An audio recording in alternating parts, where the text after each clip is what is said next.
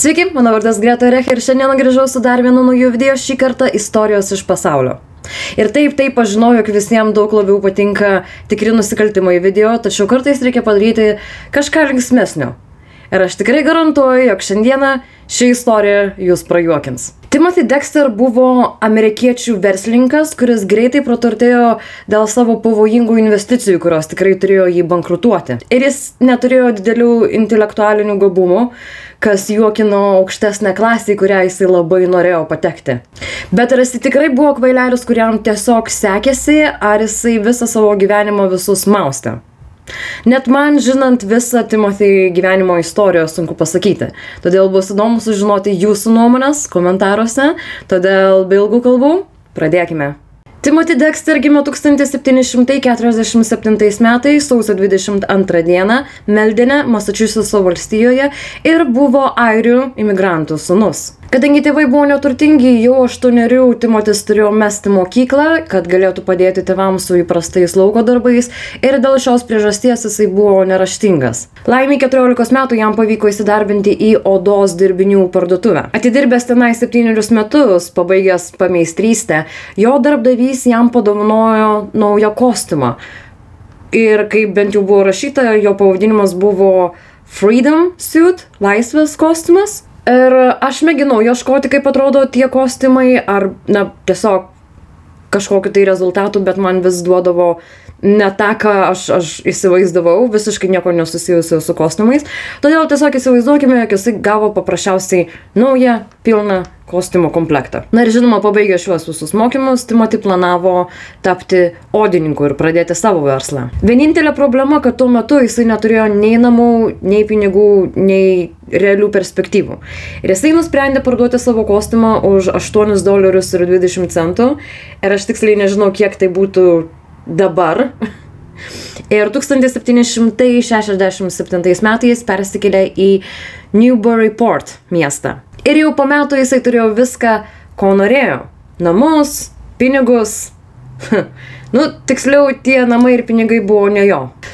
Viename iš Bostono arbatos vakarėlių jisai susitiko su moterimi vardu Elizabeth Frothingham.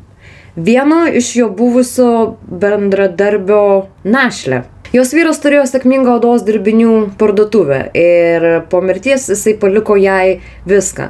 Namus, didelę pinigų sumą ir žinoma parduotuvę. Ir Timothy labai greitai jai pasipiršo, nekreipdamas dėmesio į tai, jog jinai buvo 8-9 metais už jį vyresnė ir turėjo 4 vaikus. Neilgai trukus po vestuvių jie persikėlė į Elizabeth dvarą, o jos parduotuvėje Rusyje Timotis įkūrė savo parduotuvę, kurioje pardavinėjo briedžio odos ir kitų gyvūnų kelnėmis, pirštinėmis, kailiais ir banginių skūra mėsa.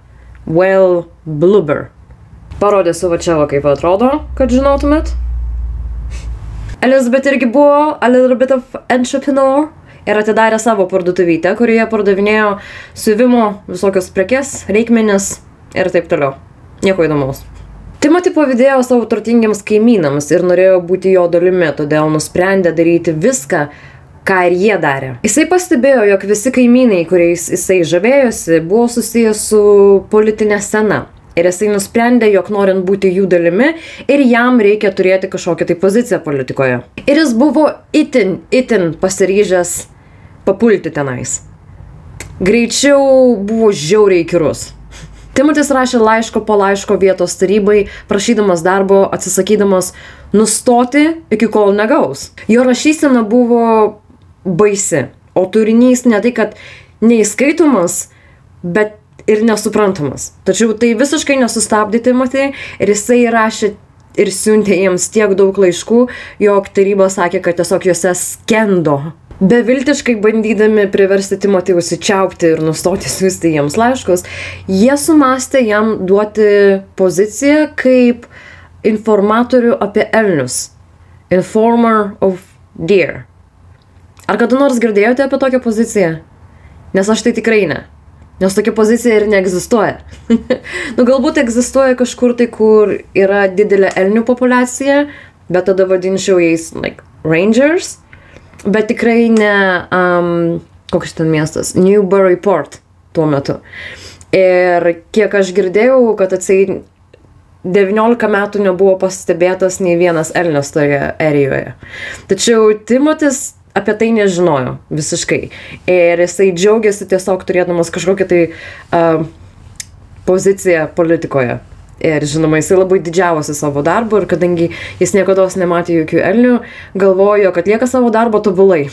Dabar, nors odos dirbinių biznis jam sekėsi gan gerai, jisai žinojo, kad reikia būti aktyvesniu, norint praturtėti, norint turėti tokią pačią turbūt pinigų sumą kaip ir jo dievinami kaimynai, tas elitas.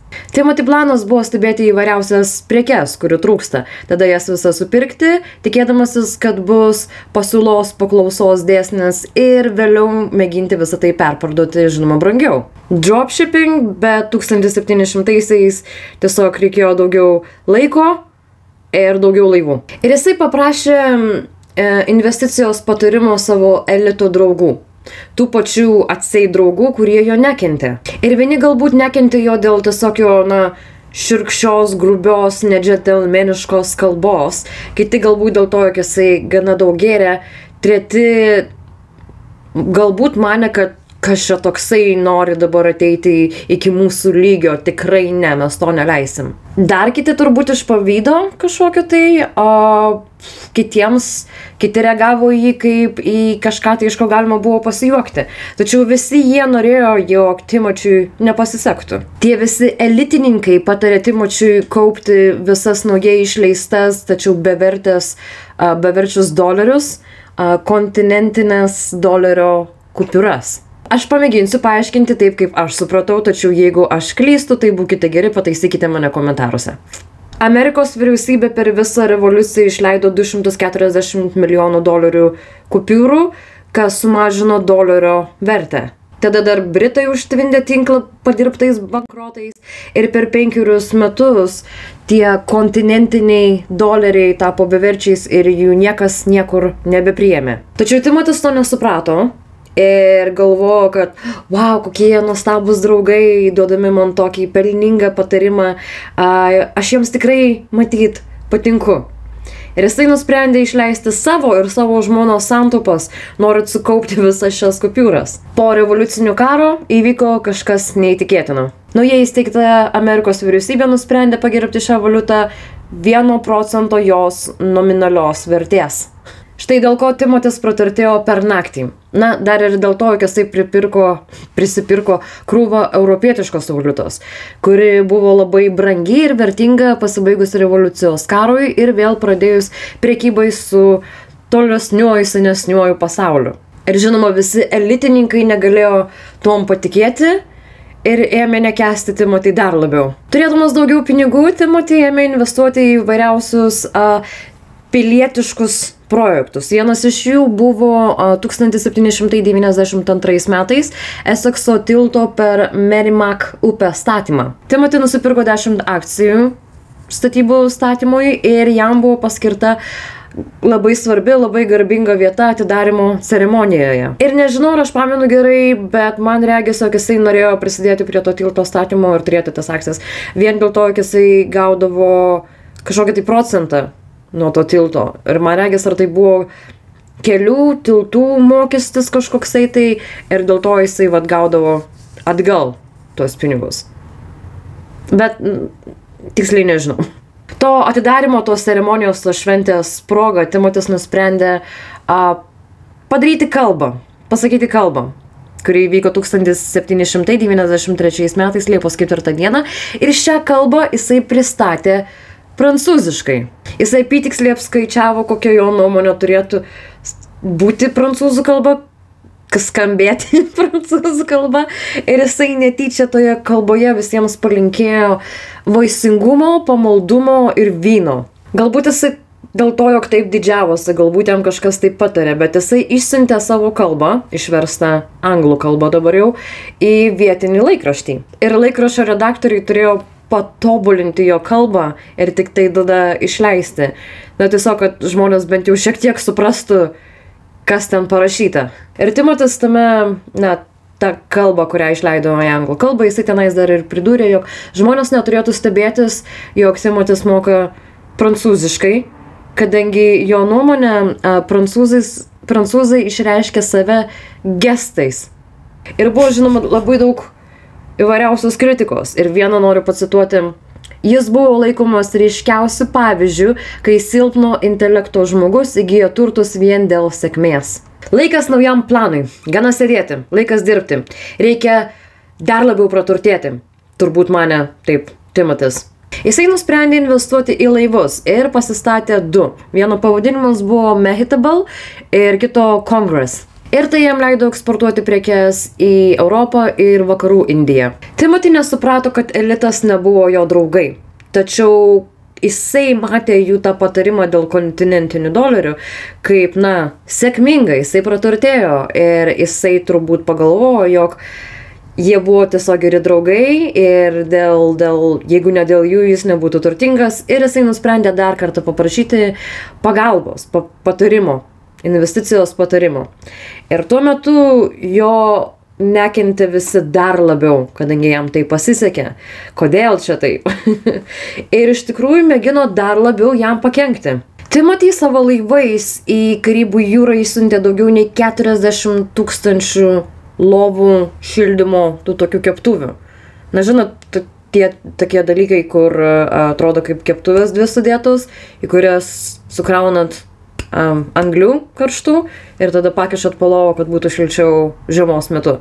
Tačiau tie šildikliai Karibuose buvo visiškai nenaudingi.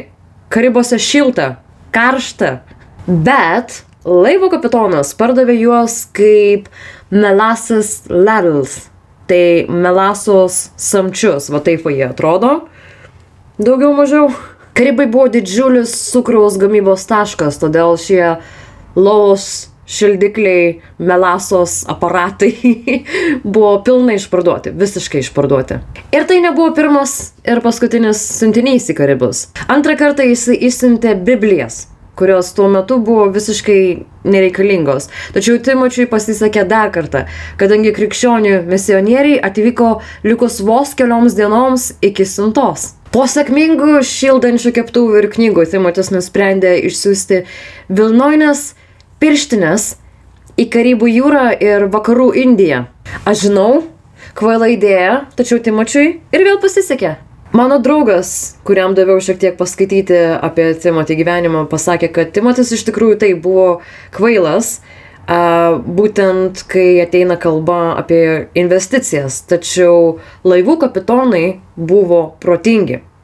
Tai buvo jų darbas. Ir jisai tiesiog, mano draugas, pasakė, jog Timotis turėjo protingus laivų kapitonus. Ir tai jo buvo pagrindinė sėkmė.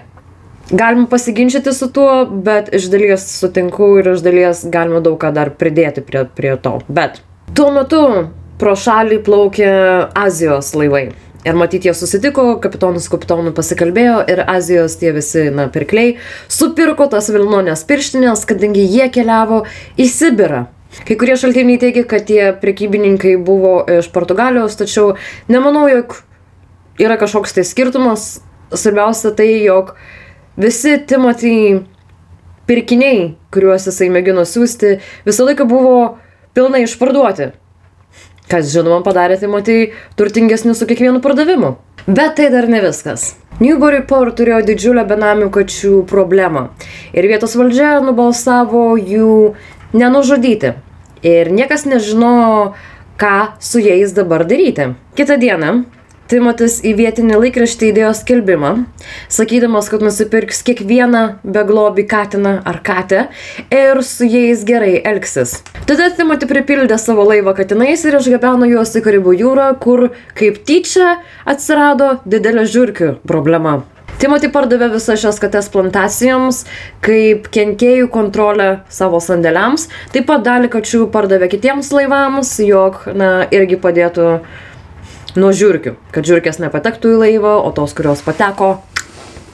Spekuliuojama, kad ši idėja į Timothy galvą atėjo savaime.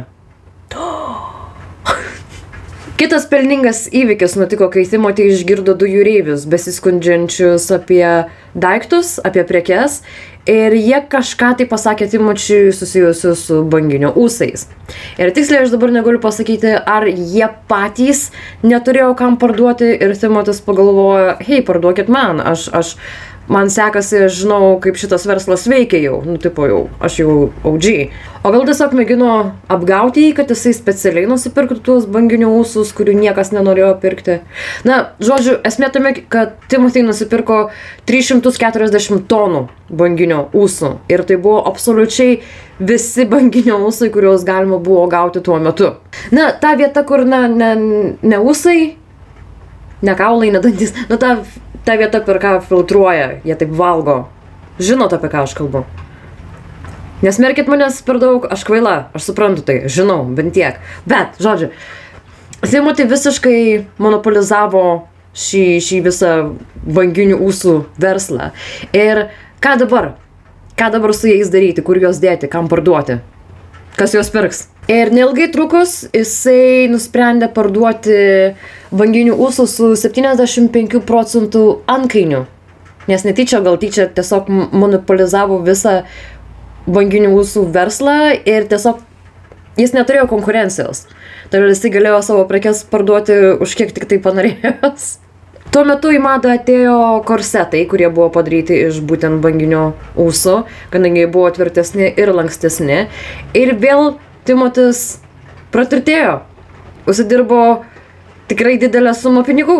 Įsiutę dėl jo sėkmės, Timothy elito draugai patarė nusiųsti Anglį į Newcastle. Newcastle turėjo didžiausią kasybos ekonomiką Anglijoje tuo metu ir anglis buvo didžiausias jos eksportas. Na ir jūs jau žinote, jog Timotis nebuvo pats protingiausias žmogus ir jisai paklausė jų patarimo. Jie manė, jog Newcastle ir tiksliau visas Didžiosios Britanijos uostas jį išjuoks. Tačiau taip nenutiko. Timothy finansinis angelas ir vėl jam padėjo. Kai Timothy laivai atvyko, tuo metu Newcastle kalnakasiai streikavo, dėl to trūko anglies. Ir tiesą sakant, miestas buvo labai dėkingas, jog jiems buvo parduota nuosava anglis. 1795 metais Timothy pasiūlė savo lėšomis pastatyti Newburyport turgų ir dėja šie turtingi elitininkai vyrai ir visi tie, kurie tikėjo jais, atmetė šį pasiūlymą, bet žinoma su padėka. Po tokio įžeidimo Timothy nusprendė palikti šį miestą. Jis pardavė savo naują namą State Street, dabar yra viešosios bibliotekos dalis, ir persikėlė į Chester, New Hampshire. Šie namai dabar yra The Dalton Club. Ir jisai tenais išgyveno vos 2 metus. Dėl jo asmenybės vietinis advokatas jį sumušė. Ir yra spekuliuojama, yra sakoma, kad Timotis mėgino permagoti su šio advokato žmona. Tačiau žinant Timothy, nemanau, jog tai įmanoma. Galbūt jisai mėgino lįst prie to žmonos, bet ta žmona, galbūt niekada gyvenime nebūtų pasakius taip. Žinant Timothy, kad jisai girtuoklis, kad jisai beraštis ir kad šiaip tiesiog grubus kaimietis, kuris, mėgina patapti elito dalimi, wow. Bet tiesiog galbūt jisai prisigėrė ir kažką tai pasakė tam advokatui ir dėl to gavo į galvą. Aš tikiu savo nuomonę labiau. Timothy save vadino Chesterio grafu ir visiems liepdavo jį vadinti Lordu Dexteriu. Lord Dexter. Turbūt tai dar viena priežastis, kodėl jisai gavo į galvą, tačiau kiti vietiniai, kiti miestelėnai kaip ir nekreipė jį, kaip ir tiesiog žiūrėjo jį lygiai kokį atvažiavusi cirką, kad, kodėl nemokamai nepasijuokus iš jo. Tegul jisai save vadina lordu, jeigu tik nori. Timothy pagaliau suprato, jog pagarbos žmonių negaus, tiesiog būdamas savimi, o pinigai kalba patys už save. Todėl 1798 metais jisai grįžo atgal į Newburyport, pasikeitęs. Bet kokie pamastymai, ką žmonės apie jį galvoja ar kalba, visiškai išgaravo. Ir galbūt jisai norėjo grįžti būtent į šį miestą, tiesiog atkeršyti. Kažką tai parodyti, įrodyti prieš tuos, kurie nekentė jo, ar netgi mėgino pakenkti. Tik šį kartą jisai norėjo iš tikrųjų parodyti, kad jūs manęs nekenčiat, tai aš jums duosiu kažką, dėl ko tikrai galėsit manęs nekęsti. Žinau, kai tėvai sakydavo, verki, aš tau tuoj duosiu už ką paverkti. Tai čia truputėlį panašiai irgi. Timoti visiškai nešvaistė laiko pirkdamas prabangų namą su vaizdu į jūrą ir pavadino jį kunigaikščio pilimi, The Lord Castle. Šio miesto visuomenė visiškai pritarė įvadinti Lordu Dexteriu, kadangi tokios beprotiškos išdaigos juos, iš tikrųjų juokino. Jisai visiškai negailėjo jokių išlaidų šiai vietai ir netgi turėjo nuosavą biblioteką su tikrai labai svarbiomis, brangiomis knygomis. Tačiau jisai jų neskaitė. Ir dauguma šių knygų buvo gan prastos būklės, kadangi pats Timotis, jos suplėšydavo ar kaip kitaip sugadindavo.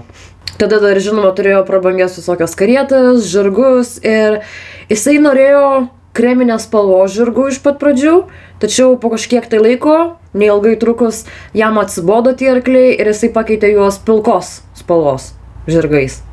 Jis taip pat turėjo didelį puikų mauzoliejų savo šeimai ir, žinoma, savo, kai ateis laikas. Mauzoliejus buvo pilnai išpuoštas raudonmedžio karstais, išklotais silku ir Timotis gan dažnai tenais ateidavo nakvoti, kadangi tie karstai buvo tokie patogus. Ar tiesiog kartais ateidavo tenais pailsėti, kai jam reikėdavo ramybės. Ir pasak jo, tos ramybės jam reikėdavo labai dažnai. Tačiau šie visi aksesuarai buvo niekis, palyginant su garsiausia šio dvaro dalimi arba dalimis. Jis aplink sodą pastatė 40 pėdų, tai būtų 12 metrų, ir 15 tonų, 15 tūkstančių kilogramų kolonas, kurių viršuje buvo ryškiai nudažytos statulos, kurių kiekviena kainavo apie $2000 tuo metu. Iš viso jisai turėjo apie 40 jų, kiek aš suskaičiau, kaip aš supratau, ir viso to vertė būtų $80,000. Ir tai galbūt būtų tarp milijono kelių milijonų. Ir kiekviena statula vaizdavo ikonišką to meto veikėją. Jis turėjo Džordžą Vašingtoną, Džoną Adamsą, Napoleoną, Liudviką XVI, Beną Frankliną, Lordą Nelsoną ir karalių Džordžą IV.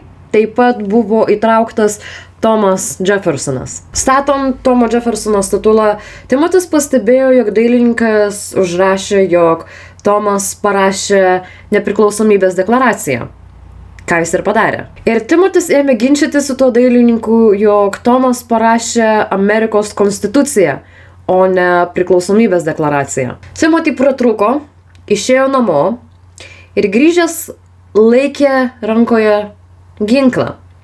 Priėjęs prie dailininko iššovė į orą ir dailininkas pagalvojo, žinai ką, aš negaunu pakankamai pinigų už tai.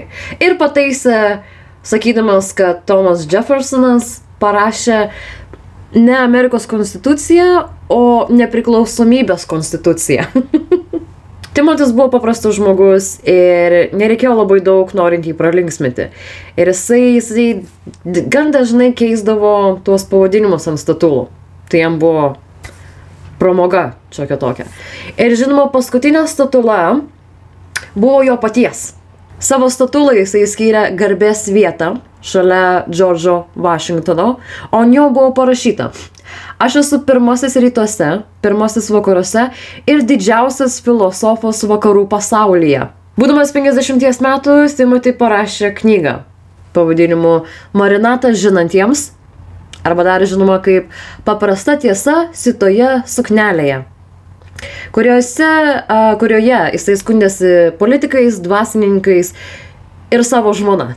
Būdamas 50 metų, Timothy parašė knygą pavadinimu Marinata žinantiems, dar žinoma kaip Paprasta tiesa sitoje suknelėje, kurioje jisai skundėsi politikais, dvasininkais ir savo žmona.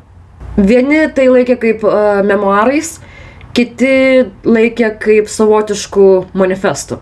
Sakiau, jog jisai kaip ir buvo neraštingas, kadangi jisai nepabaigė mokyklos pilnai. Knygoje yra 8847 žodžiai ir 33 864 raidės. Iš esmės toje knygoje tiesiog daugybė nusišnekėjimų ir kiekvienas žodis parašytas netaisyklingai. Beveik kiekvienas žodis.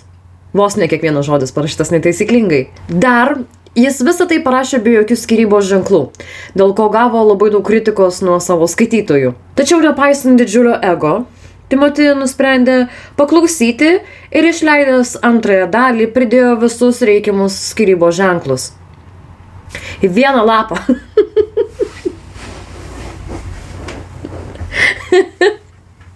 Jisai tai padarė, jog skaitytojai galėtų patys susidėti tuos skyrybos ženklus, kur jiems atrodė patogiausia ir reikalingiausia.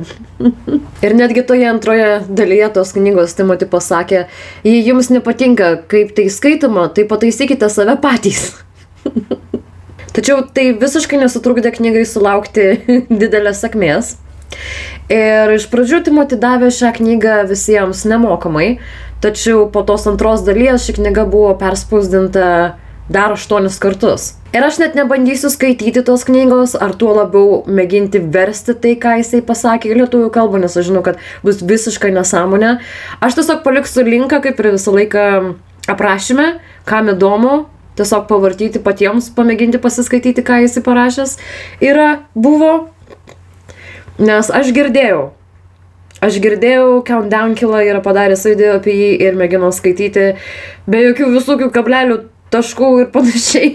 Ir tiesiog aš zauninau po 30 sekundžių kažkur tai anapus.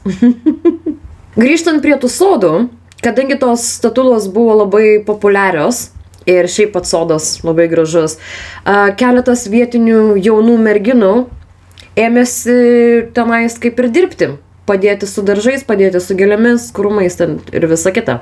Ir Timoti pastebėjo šias jaunas merginas ir norėjo prisidėti irgi pakapstyti žemės. Ir jis mėgino ten kapstyti ten tą žemę. Nenorėjo jis ten nieko su to žemėm daryti, jisai norėjo permėgoti su tom jaunom merginom. Ir niekur nebuvo parašyta, aš niekur neradau, kad kažkas tai būtų permėgojęs su juo. Galbūt jisai tiesiog mėgino tai daryti, nes, tai jo valda, jo teritorija, tiesiog ateiti pasisveikinti, bet nemanau, jog kas nors sutiko su juo kažkur kažką daryti. Ir esmė tame, jog jo žmona gyveno kartu su juo ir galbūt arba visą tai matė, arba tiesiog žmonės jai sakė, ką Timotis išdarinėjo tuo metu. Bet Timoti, kaip čia gražiai išsireiškus, jis nekentė savo žmonos. Vyrai manęs gailisi, kad aš pragarė 35 metus esu šiame pasaulyje su vaiduokliu moterimi, kurią vedžiau ir dabar turiu 2 vaikus. Žodžiais neįmanoma išsakyti, 9 metus sutrikęs dėl tono sidabro, 3 mėnesius aš negalėjau, kad vaiduoklis miegotų rūmuose. Nereikėtų. Kročia, bent jau kaip aš supratau, ką jisai čia norėjo pasakyti, jog jo turėtų gailėtis, nes jis praleido šitiek laiko su tokia baisia moterimi, bet net už toną sidabro nesutiktų su ją prabūti dar 3 mėnesius. Ir matyt nepadėjo dar ir tas dalykas, jog Elizabeth tėvai buvo gan turtingi ir turėjo gana daug ryšių su verslo pasauliu. Ir dėl to tie tėvai žiūrėjo į Timotį iš gan aukštai. Jisai trypčiodavo po namus, sakydamas, jog visi jau nekenčia, jog visi kalti, kad jisai yra toks nelaimingas.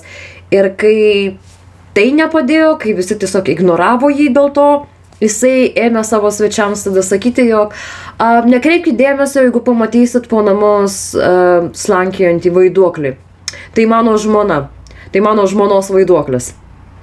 Elizabeth buvo gyva ir jinai vaikščiojo po namus ir visi matė ją.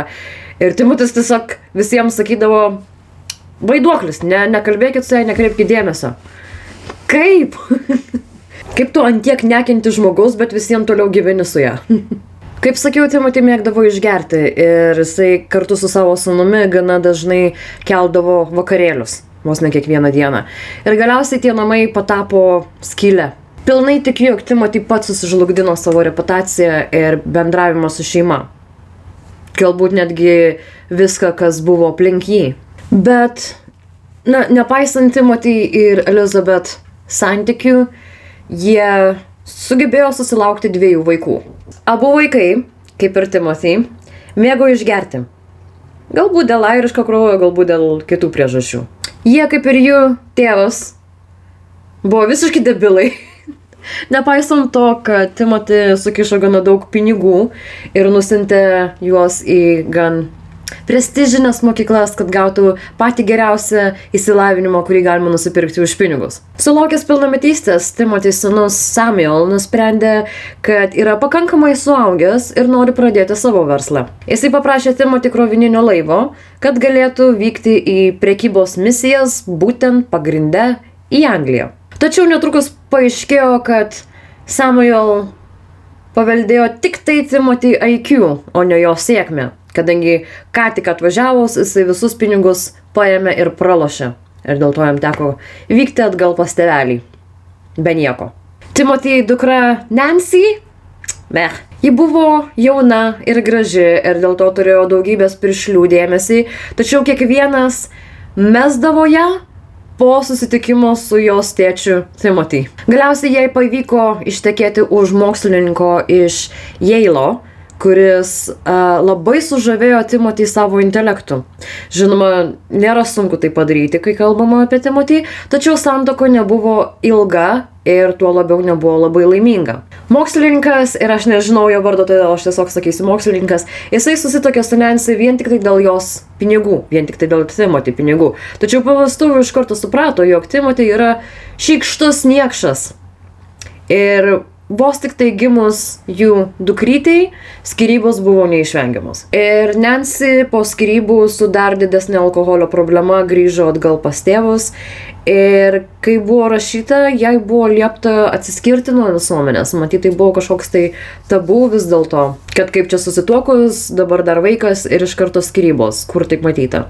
Palikus šeimai, matyt, arba jie išsikraustė į kitą namą, arba tiesiog visi atskirai išsikraustė. Bet palikus šeimai ir su šia tokia gauta laisvė, Timothy apsupo save įvairiausiais draugais.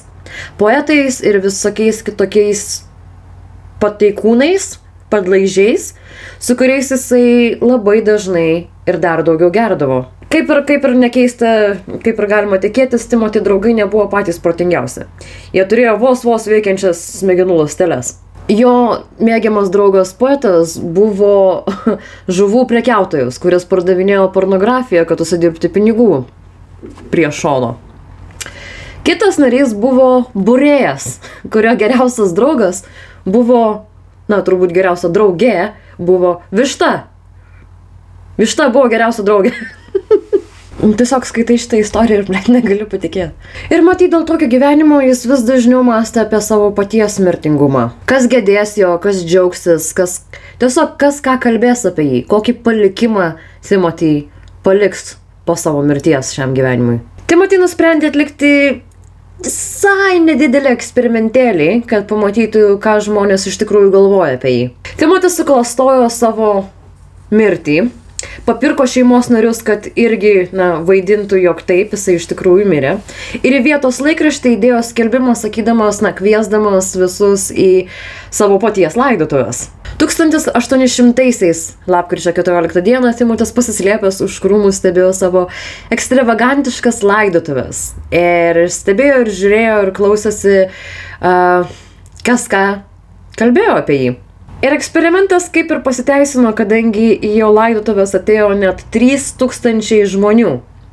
Deja, Timotis nebuvo visiškai laimingas dėl to. Nors jisai ir turėjo šitiek daug gedančių, nežinau, kiek ten iš jų iš tikrųjų gedėjo jo, tačiau laidotuvių kokybė nebuvo tokia, kokio Timothy norėjo. Nes jisai pastebėjo savo žmoną, kuri ne tik, kad negedėjo, neverkė, bet ir juokavo su svečiais. Jinai buvo pastebėta besijuokianti su kitais svečiais. Vėliau pasibaigus pagrindiniam renginiui, Timotis tiesiog šoko ir pasirodė visiems. Ir visi nustulbę, apakę, kaip čia taip, Timotis dabar gyvas. Jisai už tai, kad žmona neverkė, paėmė ir sumušė ją lazda. Prie visų akivaizdos. Ble. Nejuokinga. Nejuokinga. Bet biški juokinga. Tačiau, kad ir koks neįprastas ir juokingas Timoti gyvenimas buvo, jisai galiausiai mirė 1806 metais, spalio 26 dieną, būdamas 58 metų. Po mirties paaiškėjo, kad jisai kažkiek tai pinigų ar kažkiek tai savo turto atidavė benamiams, vargšams, kurie matyt paskutiniaisiais metais buvo jo kaip ir geriausi, ar tiksliau vieninteliai draugai. Ir jisai netgi davė gan didelę sumą pinigų savo žmonai, kurios jisai taip ir nekentė, bet na visiems žmona yra žmona. Ir matyt šiek tiek turbūt davė ir savo vaikams, nes turto jisai turėjo. Deja, jam nebuvo leista atsigulti į savo mėgstamiausią mauzoliejų, kurį buvo pasistatęs, į savo raudonmedžio karstus išklotus silkų, nes matytas mauzoliejus buvo ant jo ten to namo teritorijos, žemės sklypo namo teritorijos, nesvarbu, nes na nepriimtina ir jam buvo duota paprasčiausia vieta graveyard, vietinėse kapinėse, sorry. Bent jau, kol buvo gyvas, galėjo pasidžiaugti ramiu miegu. Kas nutiko po jo mirties? Kas atsitiko su jo namu? Statulų jau nėra, gaila deja, nes 1815 metais audra juos apgadino ir vėliau buvo parduoti aukcione arba sudeginti. Pats namas, vidus namo, buvo keletą kartų pertvarkytas ir jam buvo suteiktas daug skoningesnis, Viktorijos stilius. Gaila, nėra iš dalies nuotraukų, kaip atrodė vidus iš pat pradžių, nes Timotisgi viską organizavo, pirko daiktus kas ir kaip. Būtų visai įdomu pamatyti, kaip atrodė jo kambariai, kokias dekoracijas jisai mėgo ir panašiai. O ir šis namas vienu metu dar buvo paverstas į viešbutį. Kita įdomi istorija įvyko 1988 metais rugpjūčio 15 dieną, kadangi savininkai turėjo idiotus remontininkus, kurie bandė fakelais pašalinti dažus iš po karnizo. Taigi jie tiesiog padegė visą namą. Bet Historic New England turėjo originalius brėžinius, todėl jie galėjo atstatyti namą pagal tas pačias specifikacijas kaip ir originalas. Ir turbūt dėl žemės, vietos, pinigų ir žinoma savo istorinės vertės. Tad štai tokia Timoti gyvenimo istorijos pabaiga, tačiau vis vien yra tas pagrindinis klausimas. Ar Timoti iš tikrųjų buvo kvailas? Ar jisai apsimetinėjo? Ir žinoma, tais laikais tas neraštingumas buvo gan nereta problema. Žinoma, jeigu tu kilęs iš elito, tai turbūt neturėsi tokios problemos. Bet ar jisai iš tikrųjų buvo protingas, kai ateina kalba apie tas visas investicijas ir tą visą prekybą? Ar vis dėlto jį lydėjo nežmoniška sėkmė? Skaitydamas straipsnis radau dar tokią vieną mini informaciją, kurią pasirašiau, kad kai kurie žmonės mano, kad vis dėlto Timotis nebuvo kvailas ir žinojo, ką jisai darė. Nes tos sodo statulos iš tikrųjų buvo tik triukas, siekiant paskatinti gretinio tilto, į kurį, kaip pranešama, investavo Timoti srautą. Ir kaip sakiau video viduryje, kad jisai specialiai investavo į tą tiltą ir specialiai turbūt nusipirko namą gretimai, kad gautų kuo daugiau tų mokesčių už jo tilto naudojimą. Galbūt jisai ir nemokėjo bendrauti kaip elitas tais laikais, tačiau jisai iš tikrųjų buvo gudrus, gal netgi sakyčiau. Arba kvailai gudrus, kvailai sėkmingai gudrus. Bet kad jisai yra skolingas savo sėkmiai už sėkmę, tai čia faktas. Bet okei, štai tokia istorija apie Timotį. Ką manote? Galbūt patys žinote kokių nors istorijų apie pačius laimingiausius žmonės, kurie nebuvo protingiausi ir jiems tiesiog pasisekė daugybę kartų iš eilės. Kad man tokią sėkmę turėt, kad visiems tokią sėkmę turėt, ne? Bet su šiuo video tiek.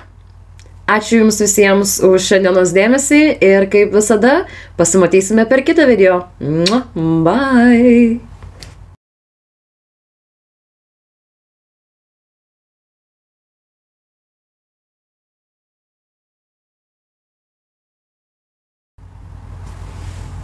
Labai daug plaukų šiandien pas mane. Įsiploviau ir dabar lenda visur. Haha, pagaliau galiu susirišt plaukus.